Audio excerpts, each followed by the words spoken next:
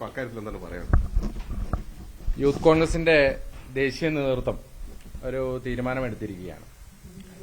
സ്വാഭാവികമായിട്ടും ഞാനടക്കമുള്ള യൂത്ത് കോൺഗ്രസ് സഹപ്രവർത്തകർ ഞങ്ങൾ കാലങ്ങളായി യൂത്ത് കോൺഗ്രസിൽ പ്രവർത്തിച്ചു വരുന്നതാണ്. ഞാൻ യൂത്ത് കോൺഗ്രസിന്റെ ഒരു മണ്ഡലം സെക്രട്ടറി ആയിട്ടാണ് എന്റെ പൊതുപ്രവർത്തനം ആരംഭിക്കുന്നത്. പിന്നീട് KSU യൂണിറ്റ് പ്രസിഡന്റ് ആവുകയും NSUവിന്റെ ദേശീയ സെക്രട്ടറി വരെയായി. യൂത്ത് കോൺഗ്രസിന്റെ മണ്ഡലം സെക്രട്ടറി സ്ഥാനത്ത് നിന്ന് യൂത്ത് കോൺഗ്രസിന്റെ സംസ്ഥാന ഉപാധ്യക്ഷൻ വരെയായി. ഒക്കെ ആകുമ്പോൾ എനിക്ക് ഏറ്റവും കൂടുതൽ കടപ്പെട്ടിരിക്കുന്നത് ശ്രീ രാഹുൽ ഗാന്ധിയോടാണ്. കാരണം അദ്ദേഹം യൂത്ത് കോൺഗ്രസിനുള്ളിൽ തുടങ്ങിവെച്ച ജനാധിപത്യപരമായ ഒരു തെരഞ്ഞെടുപ്പ് പ്രക്രിയ, ആ തെരഞ്ഞെടുപ്പ് പ്രക്രിയയിലൂടെയാണ് ഞാനടക്കമുള്ളവർ ഒട്ടേറെ ആളുകൾ ഞങ്ങൾ കടന്നു വന്നത്. അതുകൊണ്ട് തന്നെ ആ തെരഞ്ഞെടുപ്പ് പ്രക്രിയയിൽ കഴിഞ്ഞ പ്രാവശ്യം മത്സരിക്കാനും ഏതാണ്ട് 1,70,70,000 വോട്ടുകൾ ലഭിക്കുവാനും എനിക്ക് സാധിച്ചു. അത് രണ്ടാം സ്ഥാനത്ത് ആയി. അന്ന് തൊട്ട് ഇന്ന് വരെ ഒരു ഉപാധ്യക്ഷൻ എന്നുള്ള നിലയിലുള്ള ഏറ്റവും എന്നാൽ കഴിവിന്റെ പരമാവധിയുള്ള പ്രവർത്തനങ്ങളാണ് ഞാൻ നടത്തി വന്നത്. എന്റെ പാർട്ടി എന്താണോ എന്നോട് ആവശ്യപ്പെട്ടത് അത് സമരം ചെയ്യാൻ പറഞ്ഞപ്പോൾ സമരം ചെയ്തു, ജയിലിൽ പോകാൻ പറഞ്ഞപ്പോൾ ജയിലിൽ പോയി, കേസുണ്ടാക്കാൻ പറഞ്ഞപ്പോൾ കേസുണ്ടാക്കി, TV പോകാൻ പറഞ്ഞപ്പോൾ അവിടെ പോയി. എന്റെ പാർട്ടി എന്താണോ എന്നോട് ചെയ്യാൻ പറഞ്ഞത് അതാണ് ഞാൻ ചെയ്തത്. എന്റെ പേരിനൊപ്പം കോൺഗ്രസ് എന്ന ഒരു ടാഗും കൂടെ വരുമ്പോൾ മാത്രമാണ് എനിക്കൊരു മേൽവിലാസം ഉണ്ടായുള്ളൂ എന്നാണ് ഞാൻ കരുതുന്നത്. അതുകൊണ്ട് തന്നെ ആ മേൽവിലാസത്തെ കളങ്കപ്പെടുത്തുന്ന ഒന്നും തന്നെ എന്റെ ഭാഗത്തുനിന്ന് ഉണ്ടാവില്ല. എന്റെ പാർട്ടി നടത്തുന്ന ഒരു മഹായുദ്ധമാണ് കേരളത്തിൽ നടത്തുന്നത്. ആ മഹായുദ്ധം നടത്തുമ്പോൾ കേരളത്തിൽ ഉണ്ടാവേണ്ട ഒരു അനിവാര്യതയുണ്ട്. കാരണം ഞാനടക്കമുള്ള ആളുകൾ കഴിഞ്ഞ കുറെ കാലമായി ഈ നാട്ടിലെ കമ്മ്യൂണിസ്റ്റ് സർക്കാരുകൾക്കെതിരെയും BJP സർക്കാരുകൾക്കെതിരെയും സാധാരണ പ്രവർത്തകരോടൊപ്പം സമരങ്ങൾ നടത്തി വരികയാണ്. ഒട്ടേറെ ആശയപ്രചരണങ്ങൾ നടത്തി വരികയാണ്. ഇപ്പോ അതൊരു പഞ്ചായത്ത് ഇലക്ഷന്റെ പടിവാതിൽക്കൽ വന്ന് നിൽക്കുകയാണ്. അതോടൊപ്പം തന്നെ ഒരു നിയമസഭാ തെരഞ്ഞെടുപ്പിന്റെ പടിവാതിൽക്കലാണ് കേരളം എത്തി നിൽക്കുന്നത്. ഈ തെരഞ്ഞെടുപ്പ് എന്ന് പറയുന്നത് കോൺഗ്രസിന് ഏറ്റവും സുപ്രധാനമായ ഒന്നുകൂടിയാണ്. അതുകൊണ്ട് തന്നെ കേരളത്തിൽ ഒരു പ്രവർത്തനം തുടരണമെന്നായിരുന്നു എന്റെ ആഗ്രഹം. മുന്നേയും അങ്ങനെ തന്നെയാണ് ആഗ്രഹിച്ചിരുന്നത്. ഞാൻ ഈ പ്രഖ്യാപനം വന്നതിന് ശേഷം ബഹുമാനപ്പെട്ട നേതാക്കന്മാരോട് അഭ്യർത്ഥിക്കാൻ ആഗ്രഹിക്കുകയാണ്. എനിക്ക് കേരളത്തിൽ തുടരാനുള്ള ഒരു അവസരം തരണമെന്ന് ഞാൻ അഭ്യർത്ഥിക്കുകയാണ്. ഒരു തരത്തിലും അത് മറ്റൊരു തരത്തിലുള്ള വെല്ലുവിളിയോ മറ്റോ ഒന്നുമായി കാണരുത്. ഞാൻ ഏറ്റവും അടിയുറച്ച, ഞാൻ ഏറ്റവും വിധേയനായ ഒരു പാർട്ടി പ്രവർത്തകനാണ്. ഞാൻ ആദ്യം പറഞ്ഞതുപോലെ തന്നെ കോൺഗ്രസ് എന്ന വികാരം മാത്രമാണ് എന്റെ നെഞ്ചിലുള്ളത്. കോൺഗ്രസ് എന്ന അഡ്രസ്സാണ് എനിക്കുള്ളത്. ആ അഡ്രസ്സ് മാത്രമാണ് എന്നെ മുന്നോട്ട് നയിക്കപ്പെടുന്നത്. ഞാൻ ചെറുപ്പം തൊട്ട് ആ കോൺഗ്രസ് വികാരത്തിലാണ് നയിക്കുന്നത്. അതുകൊണ്ട് ഞാൻ എന്റെ നേതൃത്വത്തോട് ഞാൻ അഭ്യർത്ഥിക്കും, എനിക്ക് കേരളത്തിൽ ഈ സുപ്രധാനമായ സമയത്ത് തുടരാൻ ഒരു അവസരം തരണം എന്ന് ഞാൻ നേതൃത്വത്തോട് അഭ്യർത്ഥിക്കും. താങ്കൾ പറഞ്ഞതുപോലെ തന്നെ ഈ സംസ്ഥാന വൈസ് പ്രസിഡന്റ് സ്ഥാനത്തേക്ക് വോട്ടെടുപ്പിലൂടെയാണ് താങ്കൾ എത്തിയത്. ഏറ്റവും കൂടുതൽ വോട്ട് കിട്ടിയ ഒരാൾ കൂടിയായിരുന്നു. അപ്പൊ അത്തരത്തിൽ തഴയപ്പെട്ടു എന്ന് ഇപ്പൊ തോന്നുന്നില്ലേ? അല്ല, അങ്ങനെയല്ല. സ്വാഭാവികമായിട്ടും അതൊരു തെരഞ്ഞെടുപ്പായിരുന്നു. തെരഞ്ഞെടുപ്പിൽ ഏറെ വാശിയോടെയാണ് എല്ലാവരും മത്സരിക്കുന്നത്. തെരഞ്ഞെടുപ്പിൽ നമ്മളെല്ലാവരും മത്സരിക്കുമ്പോൾ എനിക്ക് 1,70,70,000 വോട്ടുകളാണ് എന്റെ സഹപ്രവർത്തകർ നൽകിയ വോട്ടുകളാണ്. അതിനുവേണ്ടി ഒട്ടേറെ കഷ്ടപ്പെട്ട, കാസർഗോഡ് മുതൽ തിരുവനന്തപുരം വരെ ഓരോ ബൂത്ത് തലത്തിലും കഷ്ടപ്പെട്ട് ഒട്ടേറെ സഹപ്രവർത്തകർ വോട്ട് ചെയ്ത് പണം മുടക്കി. 50 രൂപയാണ് ഒരു മെമ്പർഷിപ്പിന്റെ വില. അപ്പോ 1,70,70,000 മെമ്പർഷിപ്പിൽ തന്നെ ഏതാണ്ട് 80 ലക്ഷം രൂപയോളമായി. അപ്പൊ അത്രയും പണം മുടക്കി എന്നെ സഹായിച്ച ഒട്ടേറെ സഹപ്രവർത്തകരുണ്ട്. അവരാണ് എന്നെ തെരഞ്ഞെടുത്തത്. അപ്പൊ അതുകൊണ്ട് തന്നെ അതൊരു തെരഞ്ഞെടുപ്പ് ഘട്ടത്തിൽ എന്നോടൊപ്പം എന്റെ യൂത്ത് കോൺഗ്രസ് സഹപ്രവർത്തകർ എല്ലാവരും നിന്നു. പക്ഷേ പുതിയൊരു ഘട്ടത്തിൽ പാർട്ടി ഒരു തീരുമാനം കൈക്കൊണ്ടു. ഞാൻ ഒരിക്കലും പാർട്ടി തീരുമാനത്തെ മറച്ചു പറയുന്ന ആളല്ല. ഞാൻ എന്റെ ജീവിതത്തിൽ അത് പറയുകയില്ല. എന്റെ അവസാന ശ്വാസം വരെ ഞാൻ പാർട്ടി എന്ത് തീരുമാനം, ഇത് സ്ഥാനമാനങ്ങളൊന്നും അല്ലല്ലോ, സ്ഥാനമില്ലെങ്കിലും പ്രവർത്തിക്കാൻ സാധിക്കും. അല്ല, തെരഞ്ഞെടുപ്പ് ജനാധിപത്യ പ്രക്രിയയായി ശ്രീ രാഹുൽ ഗാന്ധി ഈ പാർട്ടിയുടെ ഉള്ളിൽ KSUവിന്റെ ഉള്ളിലും യൂത്ത് കോൺഗ്രസിന്റെ ഉള്ളിലും അവലംബിച്ചതാണ്. ഞാൻ തെരഞ്ഞെടുപ്പ് പ്രക്രിയയിലൂടെ യൂത്ത് കോൺഗ്രസിന്റെ മണ്ഡലം പ്രസിഡന്റായിട്ടുള്ള വ്യക്തിയാണ്. ഞാൻ തെരഞ്ഞെടുപ്പ് പ്രക്രിയയിലൂടെ KSUവിന്റെ യൂണിറ്റ് പ്രസിഡന്റായിട്ടുണ്ട്. KSUവിന്റെ യൂണിറ്റ് പ്രസിഡന്റുമായിട്ടുണ്ട്. അത് വന്ന് NSUവിന്റെ ദേശീയ സമിതി അംഗം വരെ തെരഞ്ഞെടുപ്പിലൂടെയായി. യൂത്ത് കോൺഗ്രസിന്റെ മണ്ഡലം പ്രസിഡന്റുമായി, യൂത്ത് കോൺഗ്രസിന്റെ സംസ്ഥാന ഉപാധ്യക്ഷനുമായി തെരഞ്ഞെടുപ്പിലൂടെയാണ് ആയത്. അപ്പോൾ അതൊരു തെരഞ്ഞെടുപ്പ് പ്രക്രിയ ഈ പാർട്ടിയുടെ ഉള്ളിൽ ജനാധിപത്യവൽക്കരിക്കാൻ വേണ്ടി ശ്രീ രാഹുൽ ഗാന്ധി തുടങ്ങി വെച്ചതാണ്. പക്ഷേ ഒരു തെരഞ്ഞെടുപ്പ്, സംസ്ഥാന തെരഞ്ഞെടുപ്പ് അടുത്ത് വരുന്ന ഒരു വേളയിൽ പാർട്ടി നേതൃത്വം ചില ഘടകങ്ങൾ പരിശോധിച്ചിട്ടുണ്ടാകാം. ആ പരിശോധനയിലായിരിക്കാം അവർ ഇങ്ങനെ ഒരു തീരുമാനമെടുത്തത്.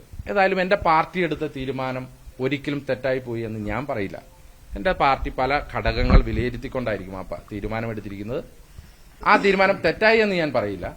പക്ഷേ ഞാൻ എന്റെ ഒരു താല്പര്യം, ഞാൻ പാർട്ടി നേതൃത്വത്തെ വിനയപൂർവ്വം ഞാൻ അഭ്യർത്ഥിക്കും. എനിക്ക് ഈ കേരളത്തിൽ തുടരാനാണ് ആഗ്രഹം.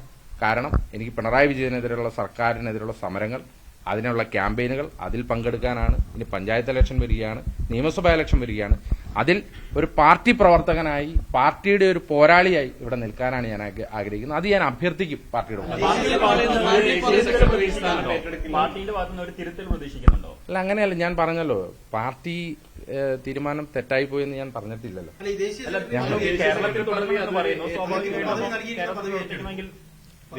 അല്ല, ഞാൻ പറഞ്ഞല്ലോ, ഞാൻ അഭ്യർത്ഥിക്കും പാർട്ടിയോട്. ഞാൻ പാർട്ടി എടുക്കുന്ന ഏത് തീരുമാനം അംഗീകരിക്കും. പക്ഷെ ഞാൻ അഭ്യർത്ഥിക്കും പാർട്ടിയോട്, എന്നെ കേരളത്തിൽ തുടരാൻ അനുവദിക്കണം.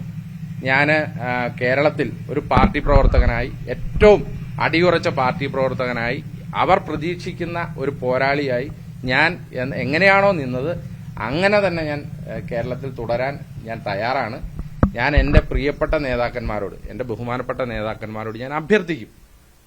അല്ലാതെ ഞാൻ പാർട്ടിയെ തിരുത്തിക്കാനുള്ള ആളോ അതിനുള്ള ആവതുള്ള ആളല്ല ഞാൻ. പക്ഷെ ഞാൻ അല്ല,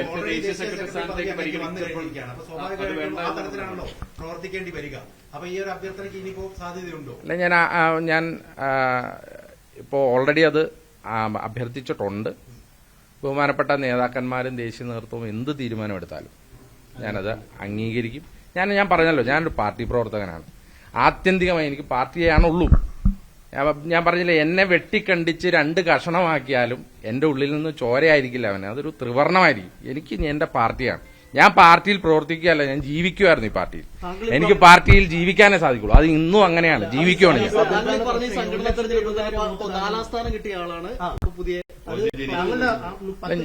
അല്ല,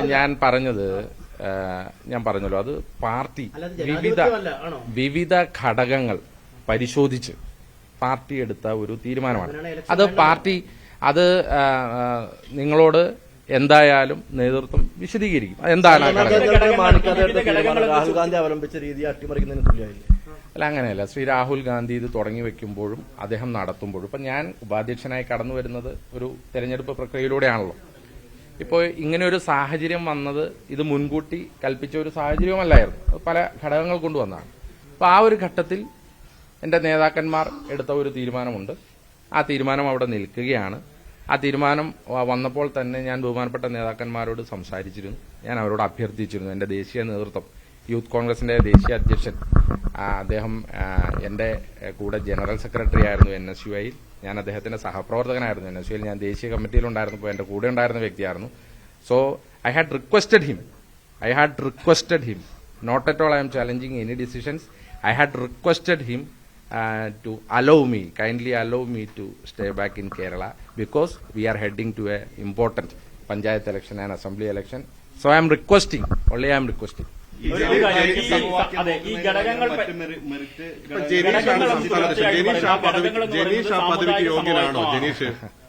എന്താ സംശയം? യൂത്ത് കോൺഗ്രസിൽ താഴെ മുതൽ മുകളിൽ വരെയുള്ള എല്ലാവരും. ഇപ്പൊ ഞാനൊരു യൂത്ത് കോൺഗ്രസ് മണ്ഡലം പ്രസിഡന്റ് ആയിരുന്നല്ലോ. എനിക്ക് യൂത്ത് കോൺഗ്രസിന്റെ സംസ്ഥാന ഉപാധ്യക്ഷനാകാൻ സാധിക്കും. അതുപോലെ തന്നെ യൂത്ത് കോൺഗ്രസിന്റെ ഏതൊരു പ്രവർത്തകനും ഏതൊരു പോസ്റ്റിനും അർഹനാണ്. ആരാണ് അനർഹരല്ലാത്ത? യൂത്ത് കോൺഗ്രസിൽ ഏറ്റവും കഴിവുള്ള നേതൃനിരയാണുള്ളത്. ആരും അനർഹരല്ല. ഈ ഘടകങ്ങൾ എന്ന് തുടർച്ചയായിട്ട് പറയുന്നുണ്ട്. എന്താണ് ആ ഘടകം? ഈ സാമുദായിക സമവാക്യമാണോ? കാരണം KPCC പ്രസിഡന്റിനെ തെരഞ്ഞെടുക്കുന്ന സമയത്തും KSUവിന്റെ പ്രസിഡന്റിനെ തെരഞ്ഞെടുക്കുന്ന സമയത്തും ഒക്കെ അവിടെ സാമുദായിക സമവാക്യം വന്നു. അതുകൊണ്ട് ഈ യൂത്ത് കോൺഗ്രസ് അധ്യക്ഷനെ തെരഞ്ഞെടുക്കുന്ന സമയത്ത് അത് വേണ്ട. അങ്ങനെയാണോ? മതമാണോ ഇതിൽ പ്രശ്നമായത്? അല്ല, യൂത്ത് കോൺഗ്രസിൽ ഞാൻ പറഞ്ഞല്ലോ, ഞങ്ങളൊക്കെ വിളിച്ചു വളർന്ന മുദ്രാവാക്യം ഞങ്ങളിലില്ല ഹൈന്ദവ രക്തം, ഞങ്ങളിലില്ല ക്രിസ്ത്യൻ രക്തം, ഞങ്ങളിലില്ല മുസ്ലിം രക്തം, ഞങ്ങളിലുള്ളത് മാനവരക്തം എന്ന കേരള വിദ്യാർത്ഥി യൂണിയന്റെ മുദ്രാവാക്യം വിളിച്ചാണ് ഞങ്ങൾ ഈ പ്രസ്ഥാനത്തിലേക്ക് കടന്നു വരുന്നത്. ഞങ്ങളൊക്കെ മതേതരത്വം മുറുക്കെ പിടിച്ച് അത് കണ്ണിലെ കൃഷ്ണമണി പോലെ കാത്തു സൂക്ഷിക്കുന്ന പ്രസ്ഥാനത്തിലെ പ്രവർത്തകരുമാണ്. അപ്പോ ഈ പ്രസ്ഥാനത്തിൽ അങ്ങനെ ഇപ്പോ ഞാനതിലും പ്രത്യേക സമുദായക്കാരനായതുകൊണ്ടാണോ അങ്ങനെ ഒരു ഘടകമെന്ന് ചോദിച്ചാൽ നേതൃത്വമാണ് അതൊക്കെ വിശദീകരിക്കുന്നത്. ഞാൻ കരുതുന്നില്ല. കാരണം അങ്ങനെ ഒരു മതേതരത്വം പേർന്ന കോൺഗ്രസ് പ്രസ്ഥാനത്തിന് അങ്ങനെയൊക്കെ എടുക്കാൻ പറ്റുമോ? ഇനി ഞാനൊരു ക്രിസ്ത്യാനി ആയതാണോ എന്റെ കുഴപ്പം? അതല്ല, ഒരു കമ്മിറ്റിയെ തന്നെ മാറ്റുണ്ട്. അതായത് അധ്യക്ഷൻ രാജിവെച്ചു, താങ്കൾ തുടരുന്നു. പുതിയ പോസ്റ്റ് വർക്കിംഗ് പ്രസിഡന്റ് അടക്കം വന്നിട്ടുണ്ട്. അങ്ങനെ ഒരു സ്ഥാനത്ത് പോലും താങ്കൾ ഉൾപ്പെടുത്താതെ താങ്കൾ നേരെ കയറ്റി വിടുകയാണ്. അതിന് നേരത്തെ നിരസിച്ച പോസ്റ്റ് അപ്രധാനമായ ഒരു പോസ്റ്റ് എന്ന് വേണമെങ്കിൽ അല്ല, അങ്ങനെയല്ല. ഒരു പോസ്റ്റും അപ്രധാനമല്ല. എല്ലാ പോസ്റ്റിനും അതിന്റേതായ വിലയും മഹാത്മ്യവുമുള്ള പ്രസ്ഥാനമാണ് നമ്മുടെ. അതുകൊണ്ട് തന്നെ ഒരു പോസ്റ്റും അപ്രധാനമല്ല. ഈ പോസ്റ്റ് എന്ന് പറഞ്ഞാൽ ഇപ്പോൾ ഞാൻ ഒരു നിയമസഭാ തെരഞ്ഞെടുപ്പിലേക്ക് പോവുകയാണ്. അപ്പം എനിക്കെതിരെ നിരവധി കേസുകൾ, നിങ്ങൾക്കറിയാലോ. അതിപ്പോൾ സ്വാഭാവികമായിട്ടും കഴിഞ്ഞ 10 കൊല്ലമായിട്ട് കേരളത്തിൽ ഒരു സമരമായി നടത്തുന്ന ഒരു പ്രവർത്തകൻ എന്നുള്ളതിൽ നിരവധി കേസുകളുണ്ട്. ആ കേസുകളൊക്കെ കേരളത്തിൽ തന്നെയാണ്. നിരവധി സമരങ്ങൾ നമ്മൾ തുടങ്ങി വെച്ചിട്ടുണ്ട്. ഇപ്പം ഇന്നലെ തന്നെ ഞാൻ കോഴിക്കോട് വന്നു. എന്നെ കുറേ വർഷത്തിന്റെ ആളുകൾ വിളിച്ച് ഇന്നലെ മുതൽ ഭയങ്കര ചീത്തയാണ്. ഇന്നലെ സോഷ്യൽ മീഡിയയിലൊക്കെ എന്നെ അങ്ങ് ട്രോളുന്നതിന്റെ പ്രധാനപ്പെട്ട കാരണം എനിക്ക് ഈ പ്രസിഡന്റ്ഷിപ്പ് കിട്ടാത്തതല്ല, മറിച്ച് ഇന്നലെ ഞാൻ ഇവിടെ ഒരു ആരോപണം ഉന്നയിച്ചിരുന്നു. ആ ആരോപണം വളരെ കൃത്യമായി ഹിറ്റ് ചെയ്തു എന്നാണ് ഞാൻ മനസ്സിലാക്കിയത്. കാരണം ഇന്നലെ ഞാൻ ആ ആരോപണം ഉന്നയിച്ചതിന് ശേഷം ഒട്ടേറെ ആളുകൾ എന്നെ വിളിക്കുകയും ഇതുമായി ബന്ധപ്പെട്ട കുറെ പ്രതികരണങ്ങളൊക്കെ പറയുകയുണ്ടായി. അപ്പോൾ അങ്ങനെ മുഖ്യമന്ത്രിക്കെതിരെയും ഇടതുപക്ഷത്തിനെതിരെയും നമ്മൾ നടത്തുന്ന ഈ പോരാട്ടം, ആ പോരാട്ടം തുടരാൻ വേണ്ടി ഒരു പോസ്റ്റും അതിനകത്ത് വിലയില്ല. ഏത് പോസ്റ്റ് കിട്ടിയാലും, ഏത് പോസ്റ്റ് ഇല്ലായ്മയോ ഒന്നുമല്ല പ്രശ്നം. ഒരു സ്ഥാനമില്ലെങ്കിലും നാളെ ഒരു സാധാരണ യൂത്ത് കോൺഗ്രസ് പ്രവർത്തകനായി ഞാൻ സമരമുഖത്തുണ്ടാവും. അടികൊള്ളാനുണ്ടാവും, ജയിലിൽ പോകാനുണ്ടാവും, കേസ് കൊടുക്കാനുണ്ടാവും, എന്തിനും ഏതിനും ഞാനുണ്ടാവും. പോസ്റ്റല്ല ഇതിലെ വിഷയം. ഒരു പോസ്റ്റ് കിട്ടിയില്ല എന്നോർത്തോ കിട്ടിയെന്നോർത്തോ അമിതമായി ആഹ്ലാദിക്കുകയോ അമിതമായി ദുഃഖിക്കുകയോ ചെയ്യില്ല. എന്റെ പാർട്ടി എന്താണോ എനിക്ക് കൽപ്പിച്ചു തരുന്നത് അത് ഉത്തരവാദിത്തത്തോടുകൂടി ഒരു പ്രവർത്തകൻ എന്നുള്ള നിലയിൽ അത് നിറവേറ്റാൻ മാത്രമാണ്. സംസ്ഥാന നേതൃത്വവുമായി സഹകരിച്ച് മുന്നോട്ട് പോകും. അല്ലത് സംസ്ഥാന നേതൃത്വം ഇനി ചാർജ് എടുക്കാൻ പോവുകയാണ്. കൂടിയാലോചനകൾക്ക് ശേഷം ശ്രീ കെ എം അഭിജിത്ത് കേരള വിദ്യാർത്ഥി യൂണിയന്റെ എന്റെ പ്രസിഡന്റായിരുന്നു. KSUവിന്റെ സംസ്ഥാന പ്രസിഡന്റ്. ഞാൻ ദേശീയ സെക്രട്ടറി ആയിരുന്നു. ഞാൻ ആദ്യം ദേശീയ സമിതി അംഗമായിരുന്നു. കെ എം അഭിജിത്ത് ഞങ്ങളുടെ സംസ്ഥാന പ്രസിഡന്റായിരുന്നു. ഞാൻ ദേശീയ സെക്രട്ടറിയായി ഞങ്ങൾ ഒറ്റ രീതിയിൽ പ്രവർത്തിച്ചു വന്നയാളാണ്. പക്ഷെ കെ എം അഭിജിത്തും ഒക്കെ ഏറ്റവും കഴിവുള്ള ആളാണ്. അദ്ദേഹവും പരിഗണിക്കപ്പെടേണ്ട ആളാണ്. അദ്ദേഹത്തെയും ദേശീയ സെക്രട്ടറിയായി പരിഗണിച്ചിട്ടുണ്ട്. വലിയ സന്തോഷം.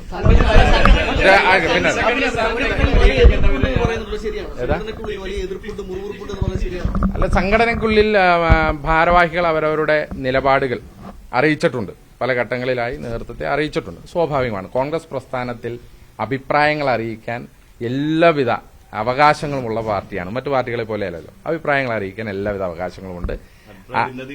അല്ല, സ്വാഭാവികമായിട്ടും അഭിപ്രായ ഭിന്നതയെ അറിയിക്കുമല്ലോ. ഇപ്പൊ കോൺഗ്രസിന്റെ ഒരു ചിട്ടവട്ടങ്ങളെ കുറിച്ചൊക്കെ ഞാൻ പറയാതെ തന്നെ നിങ്ങൾക്കറിയാം. ഞങ്ങൾക്ക് അഭിപ്രായം പറയാനും ഇനി ഞങ്ങൾക്കൊരു അഭിപ്രായ ഉണ്ടെങ്കിൽ അത് പറയാനും തീർച്ചയായിട്ടും എനിക്ക് അഭിപ്രായ ഭിന്നത ഉണ്ടെങ്കിൽ ഞാനത് പാർട്ടി ഫോറങ്ങളിൽ അവതരിപ്പിക്കും. ഇന്നലകളിൽ അവതരിപ്പിച്ചിട്ടുണ്ട്. ഇനിയും എനിക്ക് അഭിപ്രായ ഭിന്നതയുള്ള കാര്യങ്ങളിൽ ഞാനത് അവതരിപ്പിക്കും. അത് പാർട്ടി ഫോറങ്ങളിലായിരിക്കും. അതിനുള്ള എല്ലാ അവകാശവും എന്റെ പാർട്ടി എനിക്ക് തന്നിട്ടുണ്ട്. സംഘടനാ തെരഞ്ഞെടുപ്പിൽ പങ്കെടുക്കാത്ത ഒരാളാണ് വർക്കിംഗ് പ്രസിഡന്റ് ആയിരിക്കുന്നത്. സംഘടനാ തെരഞ്ഞെടുപ്പിൽ വോട്ട് കുറഞ്ഞ പ്രസിഡന്റ് ആയിരിക്കുന്നത്. ആരാണ് ഈ ഞാൻ ഇതിനകത്ത് ഇനി കൂടുതൽ ഒന്നും പറയാൻ ആഗ്രഹിക്കുന്നില്ല. ഞാൻ പറഞ്ഞല്ലോ, ഞാനൊരു ഉത്തരവാദിത്തപ്പെട്ട പാർട്ടി പ്രവർത്തകനാണ്. എന്റെ പാർട്ടി എടുക്കുന്ന നിലപാടുകൾ, ആ നിലപാടുകളെ മുന്നോട്ട് കൊണ്ടുവരാനാണ് ഞാൻ ആഗ്രഹിക്കുന്നത്. അപ്പോൾ തന്നെ എന്റെ പാർട്ടിയോട് എനിക്ക് അഭ്യർത്ഥിക്കാനുള്ള എല്ലാവിധ അവകാശങ്ങളും ഉണ്ട് എന്ന് ഞാൻ വിശ്വസിക്കുന്നു. So I am not challenging, I am requesting. ഞാൻ അഭ്യർത്ഥിക്കുക മാത്രമാണ്. ആ അഭ്യർത്ഥന എന്റെ പാർട്ടി നേതൃത്വം കാണുമെന്നാണ്.